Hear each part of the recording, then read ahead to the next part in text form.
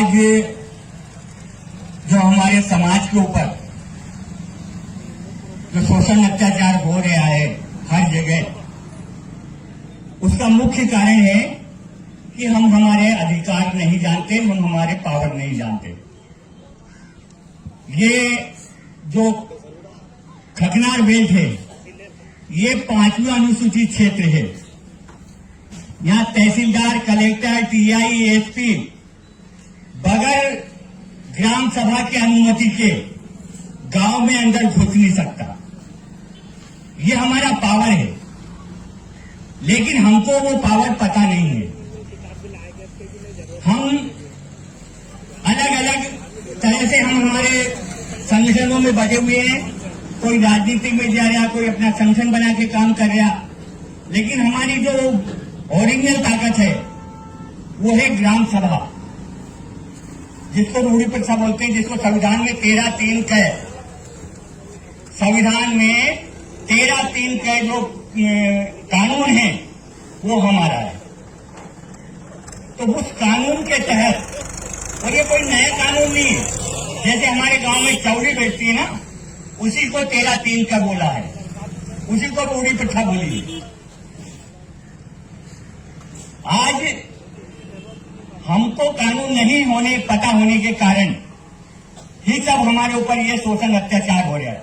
हमारी जमीनों पे कब्जा कर रहे हैं, हमारे मकानों पे कब्जा कर रहे हैं, हमको उल्टे सीधे केस में फंसाया जा रहा है। ये क्यों हो रहा है? क्योंकि हमने ग्राम सभा की ताकत को भूल गए हैं।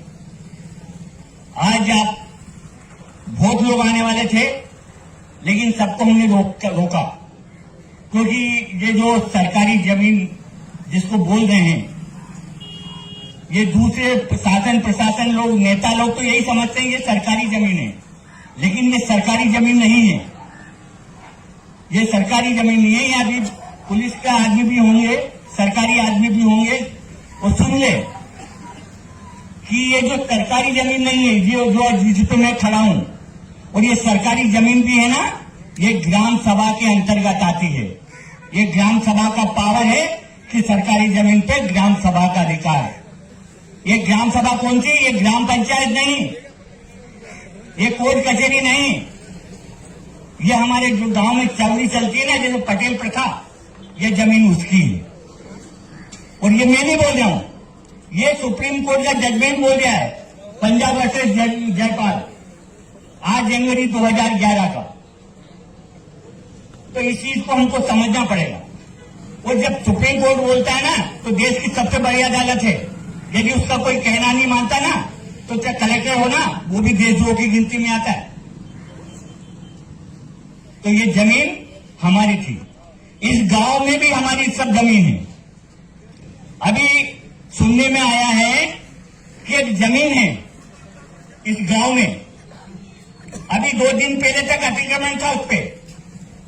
वो जमीन आदिवासी के लिए नाम पे आवंटित हो चुकी है, लेकिन यहां के लोगों ने मिलकर उस जमीन को मंदिर के नाम पे कर दी है।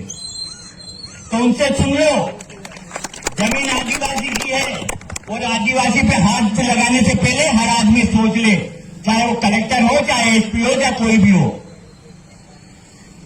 न लोकसभा न विधानसभा, सबसे बड़ी ग्राम सभा। जो ग्राम सभा का फैसला है उसको कलेक्टर को भी मानना पड़ेगा। कलेक्टर कोई हमारा माई बाप नहीं है। कलेक्टर का मतलब होता है उगाई करने वाला, वसूली करने वाला। कोई हमारा माई बाप नहीं है वो कलेक्टर। इसलिए हमको कलेक्टर से डरना भी नहीं है, लेकिन हमको कभी गैर संवैधानिक काम भी नहीं करना है। क्योंकि अभी तक क्या हो रहा था कि हमको चाहे झूठे मामले चाहे जो पता देता था, और इसके कारण हम राजनीति की ओर भग रहे हैं, हम संगठनवाद की ओर भग रहे हैं। अरे आपको काम करना तो समाज में काम करो ना, ग्राम सभा के तहत काम करो ना। ग्राम सभा के साथ में काम तो नहीं करते। ग्राम सभा में वो ताकत है, कलेक्टर, तहसीलदार या कोई तुरंत खा भी होगा ना, गांव में आने से पहले गांव पटेल से पूछेगा कि मैंने 1 घंटे के लिए 4 घंटे के लिए गांव में आना चाहता हूं, क्या आ जाऊं?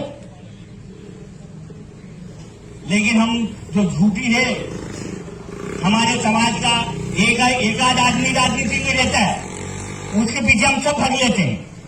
फायदा वो एक का होता है, वो पूरे समाज को ले डूबता है।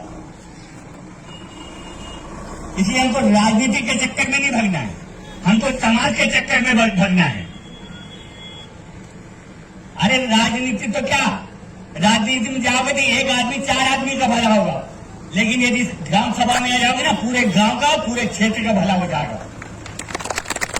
इसलिए राजनीति चक्कर छोड़ो, नेता आए, नेता को भगाओ, चाहे बीजेपी हो चाहे कांग्रेस हो। आपने देखा है नेताओं का किसका भला हुआ है? उसका और उसका परिवार का। कभी समाज का भला करा क्या किसी नेता ने? नहीं करेगा वो तुमको लॉलीपॉप देगा बस। इसलिए राजनीतिक के चक्कर छोड़ो, ग्राम सभा का काम करो, ग्राम सभा के कानून कायदे मानो, तुम्हारा कोई बाल भी बाका नहीं कर सकता। आईपीएस सीआरपीसी पुस्तक में लिखा है, कानून की पुस्तक में जिसमें पुलिस चलती है ना, पुलिस में जो लोगों को गिरफ्तार करती, केस बनाती, आईपीसी की धारा 5 में लिखा है कि आदिवासी के ऊपर कोई भी कानून लागू नहीं होता। लेकिन आज छोटे छोटे मामले में आदिवासी को बंद कर रहे हैं थाने में। क्यों कर रहे हैं? क्योंकि हम ग्राम सभा का पावर नहीं जान रहे, ग्राम सभा के तहत काम नहीं कर रहे। ग्राम सभा के तहत काम करो। और ये अभी मैंने बीच में सुना था ये रेत खनन का, यहाँ के कुछ चापलूस लोग हैं जो रेत खनन का काम कर रहे हैं। यदि हमारे को 2-4 लड़के ग्राम सभा के नाम से रेत कर रहे थे तो उनको बड़ी जलन हो रही थी, उनकी कंप्लेंट करी, उनको बंद करवाया। और ये दूसरे कर रहे हैं लोग, ये दूसरे भी तो ब्रेक नहीं कर रहे हैं, ये भी 500 की टाली 5,000 में दे रहे हैं, इन पे क्यों नहीं रोक लगाती? जब सुप्रीम कोर्ट बोलता है कि जमीन और जमीन के अंदर जितना खजाना है वो आदिवासी का 5वीं अनुसूची क्षेत्र में, फिर हमारे लोगों पे कार्रवाई क्यों हो रही है? हमने बुलाया था तहसीलदार साहब को, आओ हमसे बात करो, सवाल जवाब करो। हम कानून की पुस्तक भी साथ में लेके आएंगे। ये मेरे विचार नहीं है, मैं कानून की पुस्तक देख के बोल रहा हूं। वो आते तो मैं कानून की पुस्तक भी उनके हाथ में थमाता। जवाब नहीं है उनके पास। तो साथियों, हमको जो भी काम करना है ग्राम सभा के माध्यम से करना है। ये कसम खा लो, यदि ग्राम सभा के काम नाम से काम करोगे, ग्राम सभा के अंदर काम करोगे, तुम्हारा कोई बाल बाका नहीं कर सकता। ये कलेक्टर एसपी वगैरह ये सब फिर सही सीधे सच्चे चलेंगे। और यदि तुम ग्राम सभा से बाहर गए तो फिर ये इनके ऊपर हम संघ में आ जाएंगे, यूनियन में जाएंगे। क्योंकि जब तक तुम यूनियन में रहोगे तुम्हारे ऊपर जितने भी कानून कायदे ये लगेंगे, लेकिन जब तुम ग्राम सभा में जाओगे तो तुम्हारे ऊपर कोई कानून कायदे नहीं लगेंगे। तो आपको सोचना है या ग्राम सभा में रहना है या यूनियन में रहना है। यूनियन यानी संगठन। तो संगठनवाद छोड़ो, ग्राम सभा में आओ, ग्राम सभा को मजबूत करो और अपने अधिकार लो। धन्यवाद। जय जोहार, जय आजाद।